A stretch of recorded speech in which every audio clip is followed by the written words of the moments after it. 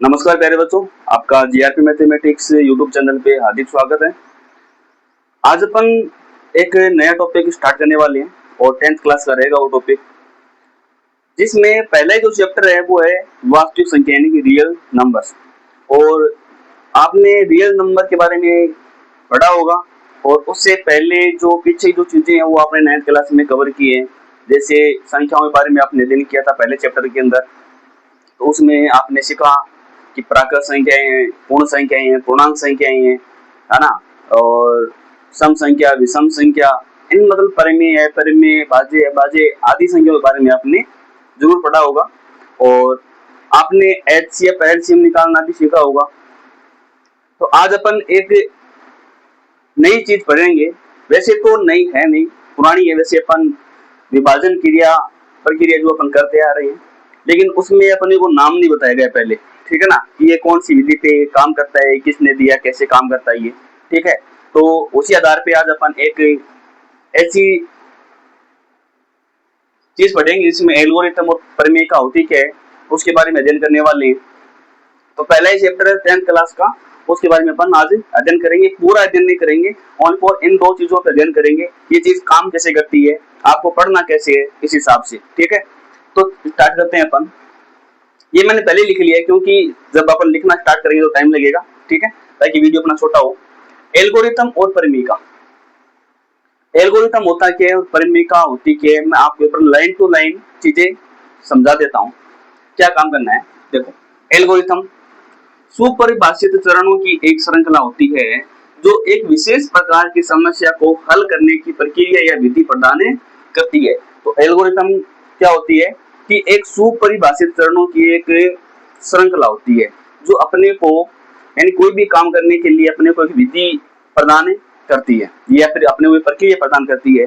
जैसे ये समझो, एल्गोरिथम ये हुआ कि अपन किसी भी काम को कर रहे हैं तो वो स्टेप बाय स्टेप कर रहे हैं अपन, जो सारे जो स्टेप मिलके जो बनते हैं उन्हीं स्टेपों को अपन क्या कहते हैं, एल्गोरिथम कहते हैं। क्या कहते हैं? एल्गोरिथम कहते हैं। जैसे घर पर है, घर पर अपन चाय बनाते हैं, मम्मी चाय बनाती है, आप भी कभी कभी बनाई होंगी, आपने भी चाय बनाई होगी। तो उसमें क्या काम करते हैं आप लोग? सबसे पहले आप गैस स्टार्ट करते हैं, उसके बाद में बर्तन रखते हैं, बर्तन रखने के बाद उसमें पानी डालते हैं, पानी डालने के बाद में आपने उसमें चाय डाली, चाय डाले मन में आपने अदरक डाली या इलायची डाली, जो भी किया आपने वो किया, ठीक है। उसके बाद में वो थोड़ा गर्म होने के बाद में दूध डालते हैं, फिर उसमें शक्कर डालते हैं, शक्कर मतलब चीनी डालते हैं, और फिर उसको उबालते हैं अच्छे से, और फिर आप उसको छान के पी लेते हैं। तो ये एक स्टेप बाय स्टेप अपनी प्रक्रिया की और अपनी चाय बन के क्या हो गई, रेडी हो गई। तो इस जो पूरी प्रक्रिया को है, इस पूरी प्रक्रिया को अपन क्या कहते हैं, एल्गोरिथम कहते हैं, ठीक है। तो ये हो गया अपना एल्गोरिथम। तो आपको ये कथन पता होना चाहिए कि एक सुपरिभाषित चरणों की, सुपरिभाषित मतलब वो डिफाइन होना चाहिए, वेल डिफाइन होना चाहिए, है ना। अब देखो, प्रमेय का क्या चीज होती है वो देखते हैं कि प्रमेय का एक सिद्ध किया हुआ कथन होता है। प्रमेय आपने 9th क्लास में बहुत सी प्रमेय पढ़ी होगी, ठीक है। वर्तुल वाली प्रश्नावली में आपने पढ़ी थी, त्रिभुज वाली में पढ़ी थी, वहां पे आपने यानी कि थ्योरम पढ़ी थी, प्रमेय का पढ़ी थी, प्रमेय पढ़ी थी। और उसमें क्या पढ़ा था आपने कि प्रमेय एक सिद्ध किया हुआ कथन होता है और इसे एक अन्य कथन को सिद्ध करने में प्रयोग करते हैं, और इसे एक अन्य कथन को सिद्ध करने में प्रयोग करते हैं। जैसे आपने 9th क्लास में बोधायन पर में पढ़ी होगी, जैसे सॉरी बोधायन पर में 10th क्लास में भी 10th क्लास में आती है। तो उसमें क्या था कि पाइथागोरस प्रमेय होती है ना, वो वाली। तो पाइथागोरस प्रमेय आपने पढ़ी थी, और पाइथागोरस प्रमेय समकोण त्रिभुज पे लागू होती है, ठीक है। यहाँ पे 90 डिग्री का है, तो ये तो हो गया आधार, ये हो गया इसका परपेंडिकुलर, ये हो गया हाइपोटेनस, यानी कि टर्न हो गया। और इसमें ये प्रमेय क्या कहती है अपने को कि आधार का स्क्वायर प्लस लंब का स्क्वायर, आधार का स्क्वायर प्लस लंब का स्क्वायर वो किसके बराबर होता है, कर्ण का स्क्वायर। किसके बराबर होता है, कर्ण का स्क्वायर। तो ये हो गया अपना एक प्रमेय हो गया जिसका उपयोग अपन अन्य प्रमेय या फिर अन्य कथन या जो क्वेश्चन होते हैं उनको हल करने में अपन एज इट इज इसका प्रयोग करते हैं, और इसी को अपन क्या कहते हैं, प्रमेय का कहते हैं। तो इसी प्रमेय पर ये जो एल्गोरिथम है वो आधारित है। जो एल्गोरिथम है वो इस प्रमेय पे क्या है, डिपेंड करता है कि अपन इस किस यानी इस प्रमेय के सहायता से अपन एल्गोरिथम को करेंगे, यानी स्टेप बाय स्टेप। ठीक है। अच्छा, एल्गोरिथम का उपयोग कहाँ करेंगे अपन? इस प्रश्नावली के अंदर। इस प्रश्नावली में अपन एल्गोरिथम का उपयोग करेंगे एचसीएफ निकालने के लिए। किसके लिए? एचसीएफ निकालने के लिए करेंगे। तो सबसे पहले अपन थोड़ा प्रमेय का है उसके बारे में अध्ययन करते हैं कि ये प्रमेय का है क्या, कहती क्या है अपने को। ठीक है, तो इसको मैं साफ कर देता हूं। तो इसको भी कर देते हैं साफ। अब देखो प्रमेय का है क्या।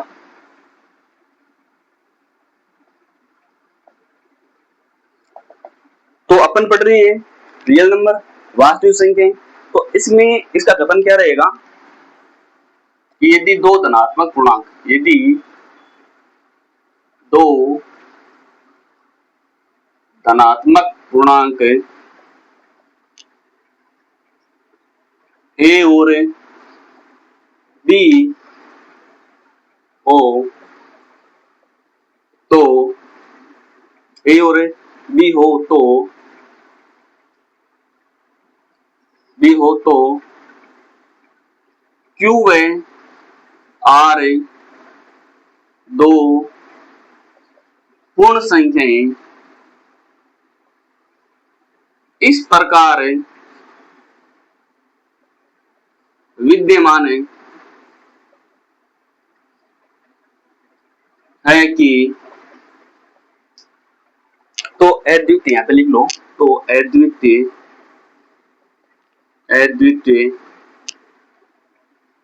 चलो इसको थोड़ा सा मैं सही लिख देता हूँ।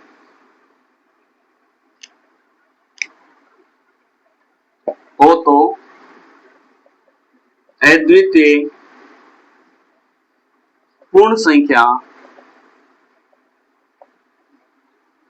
क्यू व आर इस प्रकार विद्यमान है कि ए बराबर है बी क्यू प्लस आर, जहां जो आर है वो 0 से बड़ा है, 0 बराबर हो सकता है, लेकिन बी से क्या होना चाहिए, हमेशा छोटा होना चाहिए। तो ये हो गया कथन, ये हो गया स्टेटमेंट, हो गया ये हो गई आपकी प्रमेय हो गई। ठीक है। अच्छा, ये होता कैसे आया? आपने छोटे क्लासों में भाग देना होगा, भाग दिया था, भाग हल किया था आपने। ठीक है। तो उसमें आपने उस क्लास में सीखा था कि जैसे आपने 7 में भाग दिया 4 का, 7 में भाग दिया 4 का दिया, तो 4 के पहाड़े में 7 आता नहीं है, तो छोटी संख्या 4 ही आती है। तो 4 एकम 4, शेष पर कितना बचा? 3। शेष पर कितना बचा? 3 बचा। जैसे 11 में आपने भाग दिया 2 का, तो 2 पंजे 10, शेष पर कितना बचा? 1। और आपने जैसे 5 में भाग दिया 6 का, 5 में भाग दिया 6 का। अब 6 के पढ़े 5 आता नहीं है, तो 5 से छोटी संख्या 0। इंपॉर्टेंट चीज है देखना, 5 के पढ़े में छोटी संख्या आती है 0 बार। पढ़ा पर बोलेंगे 6 का पढ़ा 0 बार बोलेंगे 0 बार है बोला तो 0 आया, और 5 में से 0 कम करेंगे, शेष में कितना आ जाएगा? 5। शेष में कितना आया? 5 आया। ठीक है। तो इस प्रकार आपने भाग किया होगा, हल किया होगा। इसी चीज को इस प्रकार लिखा गया है। क्या करना देखना, आपने देखा होगा कि आपने भाग की जांच की होगी, है ना? तो वो जांच ही बताती है इस प्रकार। देखना, ये तो होता है भाजक। क्या होता है? भाजक। इधर वाला होता है भागफल। ये क्या होता है? भागफल। ये जो अंदर लिखते हैं इसको बोलते हैं अपन भाज्य। क्या बोलते हैं? भाज्य।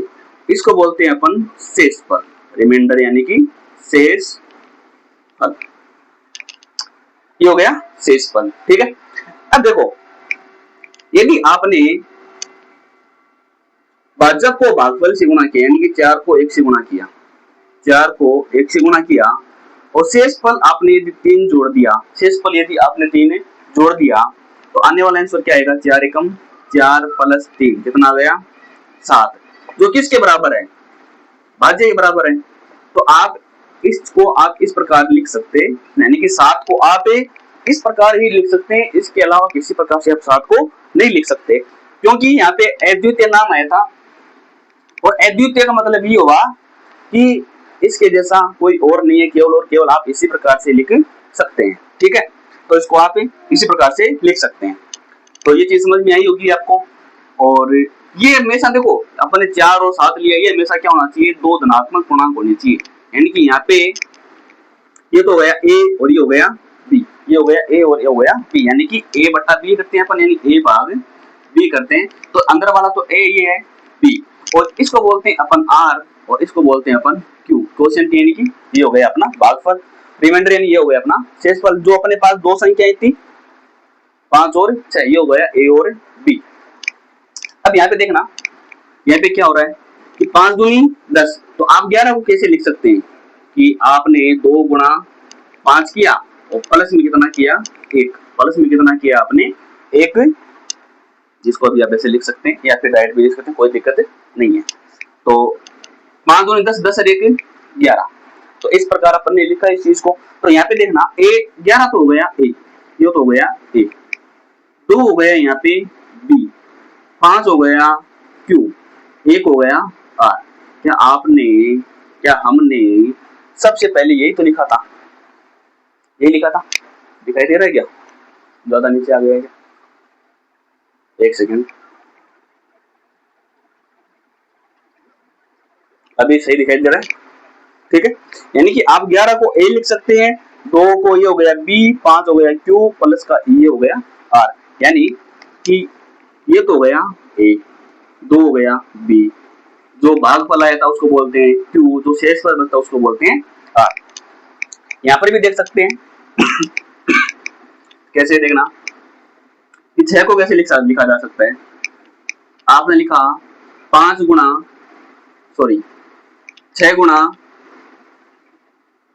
0, 6 गुणा 5 लिखना है, 5 बराबर 6 गुणा 0 प्लस 5 हो गया। इसको यदि अपन हल करेंगे, 6 को 0 से गुणा किया 0 और 0 प्लस 5 हो गया, आना कितना चाहिए था 5 आना चाहिए, तो ये हो गया a, इसको लिखेंगे dq प्लस r। तो ये भाग थे, छोटे छोटे भाग थे, इसकी मदद से अपन ने ये सीखा, इसको बोलते हैं लंबी विभाजन प्रक्रिया। ठीक है, तो अब ये समझो कि ये r है वो 0 के बराबर हो सकता है क्या, यहाँ पे शेषफल कहीं 0 नहीं आया, देखता एक अपन ये ट्राई कर लेते हैं पहले, तो इसके अलावा देखते हैं, यानी कि इसका मतलब ये हो गया कि r का मान 0 से बड़ा होना चाहिए, तो 0 के बराबर भी हो सकता है, तो ये 0 से बड़ा है, 5 0 से बड़ा है, 1 भी 0 से बड़ा है और 3 है, शेषफल ये भी 0 से बड़ा है। दूसरी बात, b से छोटा होना चाहिए, b कौन सी थी, दूसरा धनात्मक पूर्णांक था b, जिसका अपन यानी कि भाजक से हमेशा क्या होना चाहिए, छोटा होना चाहिए। कि क्या 3 है वो भाजक से छोटा है, यानी 6 से छोटा है, 3 सही है, 1 भी 2 से छोटा है, 5 भी 6 से क्या है छोटा है, यहाँ तक की कंडीशन इसमें जम रही है पूरी। ठीक है, एक डिवाइड और करते हैं, आपने देखा जैसे 24 है, 24 में भाग दिया आपने 6 का, 24 में भाग दिया आपने 6 का भाग दिया, कितना आएगा 6 के बारे में 24 है, 6 4 24, कितना बचेगा 0। तो मैंने बोला कि r का मान यहाँ पे क्या हो सकता है, 0 भी हो सकता है, तो ये 0 भी चलेगा। समझने वाली बात, इंपॉर्टेंट बात, यदि आपके पास 2 धनात्मक पूर्णांक है, 2 धनात्मक पूर्णांक a और b है, यानी कि ये हमेशा पॉजिटिव संख्या होनी चाहिए, जिसमें भाग दे रहे हो, जिसका भाग दे रहे हो, दोनों की दोनों संख्या क्या होनी चाहिए, धनात्मक होनी चाहिए। तो हमें अद्वितीय पूर्ण संख्याएं, अद्वितीय पूर्ण संख्या कौन संख्या, मतलब जो 0 से स्टार्ट होती है, तो अद्वितीय पूर्ण संख्या q और r, q और r का मान 0 हो सकता है, q और r का मान 0 हो सकता है। हमने यहाँ पे भाग किया था, 5 में 6 का भाग देने पे q का मान 0 आया था, और यहाँ पे देखना हमने भाग दिया तो इसमें 6 का, आर का मान भी कितना है, 0 है। इसका मतलब ये हुआ कि Q और R है, Q और R 0 हो सकते हैं, Q और R 0 हो सकते हैं, लेकिन R का मान कभी भी 0 से छोटा नहीं होता। आपने भाग दिया होगा, और शेष बल कभी भी माइनस में नहीं होता, ये आपको ध्यान में रखना है।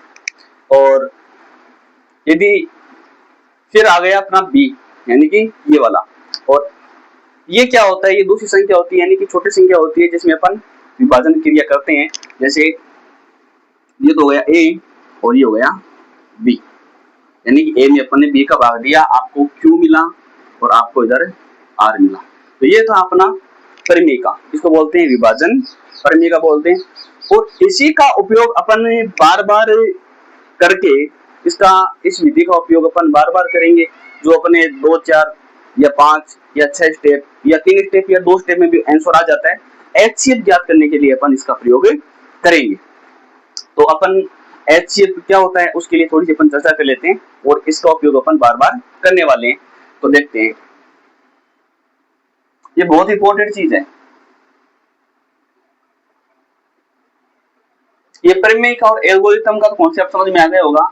अभी जो अपन ने परिमेय का पढ़ी है, इसका उपयोग करेंगे अपन एल्गोरिथम में। किसमें करेंगे, इसी को अपन मतलब बार बार प्रयोग करने की विधि को अपन क्या कहते हैं, एल्गोरिथम कहते हैं। जैसे महत्तम समापवर्तक, महत्तम समापवर्तक यानी HCF, हाईएस्ट कॉमन फैक्टर। इसकी परिभाषा क्या होगी, वह सबसे बड़ा पूर्णांक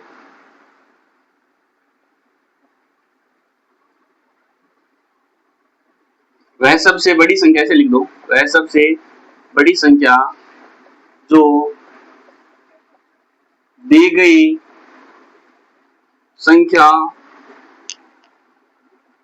संख्याओं को पूर्णतः विभाजित कर दे, पूर्णतः विभाजित कर दे, यानी कि वह सबसे बड़ी संख्या जो दी गई संख्याओं को पूर्णतः विभाजित करते, तो वह बड़ा नंबर ही उन दोनों संख्याओं का क्या कहलाता है, HCF कहलाता है, हाईएस्ट कॉमन फैक्टर कहलाता है। तो सबसे पहले तो आप ये देखेंगे कि अपवर्तक का अर्थ क्या होता है, एक होता है अपवर्त्य। तो अपवर्तक तो होता है कि सबसे बड़ा गुणनखंड, अपवर्त्य होता है गुणज, अपवर्त्य का अर्थ होता है गुणज, अपवर्तक का अर्थ होता है गुणनखंड होता है। ठीक है, तो ये अपन HCF और LCM एक छोटा सा क्लिप बना के डालेंगे वीडियो, ठीक है, उस पे आप चीजें समझना। तो सबसे बड़ी संख्या जो दी गई संख्याओं को पूर्णतः विभाजित करते हैं, जैसे हमने लिखा 5 और 15 है, तो 5 और 15 का यदि अपने को क्या निकालना है, HCF निकालना है। अभी मैं ये एल्गोरिथम परिमेय का ये उपयोग नहीं कर रहा, डायरेक्ट बता रहा हूँ, फिर अपन इसको यूज करेंगे। 5 और 15 है, ठीक है, वो 5 और 15 को अपन कैसे इसका HCF निकालेंगे। आप ये सोचो कि 5 और 15 में ऐसी कौन सी सबसे बड़ी संख्या जिसका भाग चला जाए, 5 और 15 में शेषफल 0 आना चाहिए। तो आपका दिमाग काम करे, 5 का भाग 5 में भी जाता है, 5 का भाग 15 में भी जाता है, तो दी गई संख्याओं का HCF कितना हो जाएगा, 5। कितना हो जाएगा, 5 हो जाएगा। ठीक है, और ऐसे यदि आपको HCF निकालना है 25 और 35 का, 25 और 35 का, तो ऐसा कौन सा नंबर है जिसका भाग ऐसे सबसे बड़ा नंबर, छोटा नंबर नहीं, बड़ा नंबर जिसका भाग 25 में भी जाए और 35 में भी चला जाए, कौन सा नंबर है, 5 ही है, क्योंकि 5 के बारे में 25 भी आता है और 5 के बारे में 35 भी आता है। यदि आपने 7 दिमाग में लेके आए हो तो 7 के बारे में 35 आता है, लेकिन 7 के बारे में 25 नहीं आता। जो आप जो संख्या सोच रहे हो उसमें उसके बारे में ये दोनों संख्याएं आनी चाहिए, तो दोनों संख्या तो 5 के बारे में आती है, तो HCF कितना हो जाएगा, 5 हो जाएगा। ठीक है, अब अपन ने इस एल्गोरिथम का उपयोग करें, सॉरी इस प्रमेय का उपयोग करके और अपन एल्गोरिथम बनाएंगे यहाँ पे, एक स्टेप बाय स्टेप जो विभाजन प्रक्रिया प्रकार की, उससे अपन क्या करेंगे, HCF ज्ञात करेंगे। तो ये तो हो गई शॉर्टकट की परिभाषा। अभी अपन देखेंगे कि महत्तम समापवर्तक।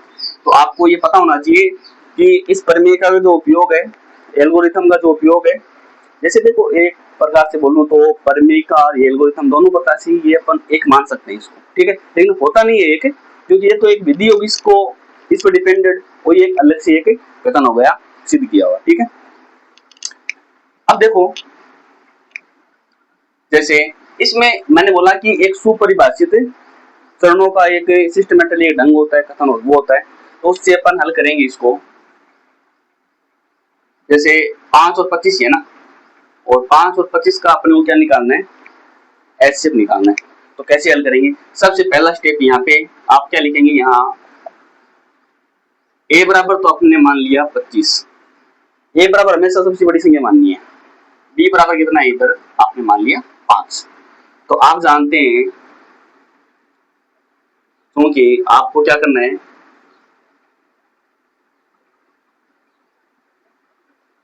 यूक्लिड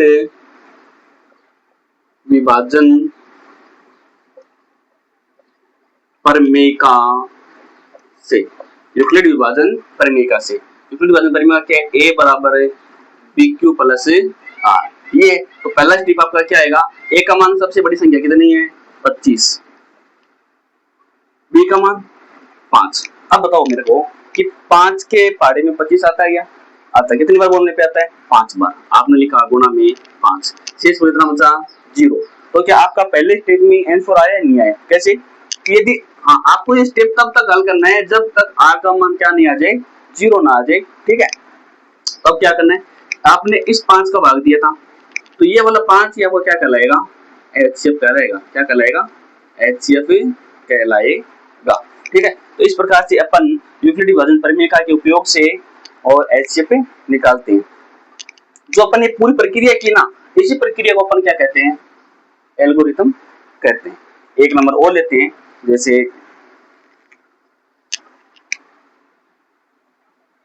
हमने नंबर लिया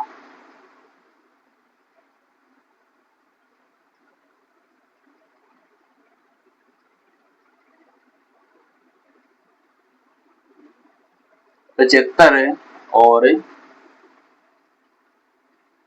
40 लिए, 75 और 40 लिए। देखते हैं बड़ा नंबर क्या लिखेंगे, ए बराबर तो हो गया अपना 75, बी बराबर कितना आ गया 40। अब तो क्या काम करना है कि ए में बी का भाग लगाना है, यानी कि 75 में आपको 40 का भाग लगाना है। तो 40 के पहाड़े में का 40 का बराबर बोलेंगे तो 80 आ जाएगा, जो 75 से बड़ा हो जाएगा। तो 40 से कम 40 कितना बचेगा 35 बचा, कितना बचा इधर 35। तो गुणा किया 1, प्लस में कितना बचा 35, प्लस में कितना बचा 35। अब क्या करना है, इसमें से आपने जो बी लिखा था उसको तो यहाँ पे लिखना है 40, जो शेष पर बचा उसका भाग लगाना है, उसका क्या लगाना है भाग लगाना है। ठीक है, पहला स्टेप तो ये हो गया, दूसरा स्टेप ये हो गया। क्या काम करना है, इतनी प्रक्रिया करने के बाद में तो इधर वाले में जो बड़ा नंबर दिखे, बड़ा नंबर तो यही है, इसको आपको यहाँ पे लिखना है, जो शेष वाले है उसको यहाँ पे लिखना है। अब इस 35 का भाग लगाना है इसमें, तो क्या काम करना पड़ेगा, 35 से कम 35, शेष पर कितना बचा 5, कितना बचा 5 बचा। फिर क्या करना है, तीसरे स्टेप में आपको 35 लिखना है, बराबर कितना लिखना है 5, 5 के बारे में 35 कितनी बार बोलने पे आता है 7 बार, तो प्लस में कितना गया 0, क्योंकि 5 के बारे में 35 पूरी बार बोलने पे आता है 7 बार। तो शेष पर कितना बचेगा 0 बचेगा, तो आपने लिख दिया 0। मैंने क्या बोला था कि ये स्टेप आपको तब तक करना है जब तक शेषफल क्या ना आ जाए 0 नहीं आ जाए, तब तक अपने को ये हल करना था। तो ये हो गया। अब यहाँ पे अपना जो शेषफल है वो क्या हो जाएगा, सॉरी अपना जो एच वो कितना हो जाएगा इधर 5, कितना हो जाएगा 5। थोड़ा सा दिमाग लगाना, मैंने एक परिभाषा लिखी थी कि ऐसा सबसे बड़ा नंबर तो दी गई संख्याओं को पूर्णतः क्या कर दे विभाजित कर दे। तो 5 से बड़ा तो नंबर होगा ही नहीं, जिसके पहाड़े में 75 भी आए और 40 भी आए, 5 ही एक ऐसा नंबर है एक जिसमें 75 भी आता है, जिसके पहाड़े में वो 40 भी आता है। तो यहाँ पे कितना आया 5 ही आया। ठीक है, तो ये है अपना परिमेय और एल्गोरिथम के बारे में अपन ने चर्चा की है। ठीक है, और आगे की क्लास अपन कंटिन्यू करेंगे और आगे वाला पार्ट है वो भी अपन बनाएंगे। तो इतने तक आपको वापस प्रैक्टिस करना है, ये हल करना है कि मैंने आपको क्या क्या चीज़ बताई है। ठीक है, और वैसे अभी अपने पास टाइम पड़ा है अभी एग्जाम का, तो अपन धीरे धीरे सारी जो प्रमेय हैं, जो भी कथन है, स्टेप बाय स्टेप पहले प्रश्नावली से लेके लास्ट टेक्नोलॉजी तक अपन करने वाले हैं। ठीक है, तो वीडियो को शेयर करना है ज़्यादा से ज़्यादा, और आपके जो और भी साथी है उनके पास पहुंचाओ वीडियो को, ताकि वो भी इन चीज़ों को सीख सके। क्योंकि एक क्लास में क्या होता है कि पूरी चर्चा नहीं की जाती, एक क्लास के अंदर पूरी चर्चा क्यों नहीं की जाती, क्योंकि वहाँ पे कोर्स कराने पे ज़्यादा फोकस रहता है, क्योंकि पीछे से भी दबाव आता है कि कोर्स करवाइए, तो इतनी डीपली चीज़ें नहीं बताई जाती, ऊपर ऊपर की चीज़ें बताई जाती है। ठीक है, तो आज के लिए इतना ही, धन्यवाद।